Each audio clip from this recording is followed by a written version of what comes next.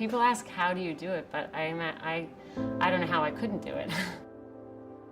It's the only thing I want to do.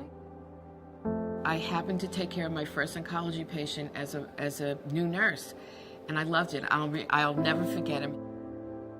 You have to really get down to their level and not speak to them down. They know a lot more, I think, than a lot of us. I think it's knowing that we're helping these children, and we're helping them just be kids despite their diagnosis. I think the best days are days when you can create an experience for a child in which they don't feel like they're in a hospital, or we can take them away from the stresses that they might be feeling. One of the best things that I find is when they kind of break down their barriers and they open up to us, they cry to us, or they connect.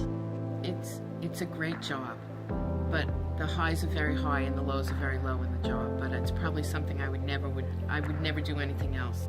Knowing that you were there for them in this terrible time, because they're going to remember you. They're going to remember you. They don't forget you. And how you treated them, however, if it was their last 10 minutes on here or last 10 days, and they're spending their time with you, and you just need to make the best of it and make their experience a positive one. Some days when we lose patients, it's the worst. You know, I always think about like what they would be, what they wanted to do with their lives. For me personally, some of the hardest kids are the teenagers when they stop doing well. We had a amazing, beautiful young lady who died in October, who we treated for about 2 years.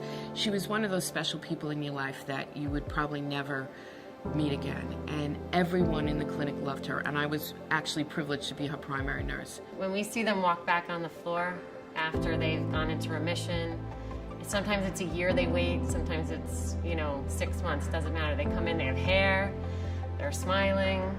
It gives me a little chills. I get all butterflies about it. It's when you see them do so well and they're healthy and they're smiling and you don't recognize them. This happened a few times. I saw another patient. I had to look at her bracelet. I'm like, oh my gosh, it's, I couldn't believe it. And they remember you over like silly little things. They remember it. It's a great feeling. It's a really great feeling.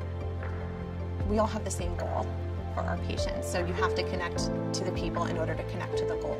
Everybody's goal is to make it easier for the kid, to cure the kid, to help the family, to be their friend. We all want to do so much for our patients, and I think that's why the nurses here are just amazing at what they do, because there's so much more than just giving medication. There's so much more. You want to be there for them emotionally. You need to be there for the parents, the family, the siblings. We all look at all of these families and these patients as unique individuals, and we work so hard to make sure they maintain as much normalcy as possible, and make sure they can get to their proms if they can, make sure they can go to the zoo if they want to, if they want to go swimming, if there's a way we can kind of make that happen. And I think that's what makes it easy working here. We're very deeply connected to our patients, and we're really committed to giving them the best care.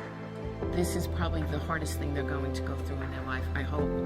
And it's an honor to walk with them during that time. It really is.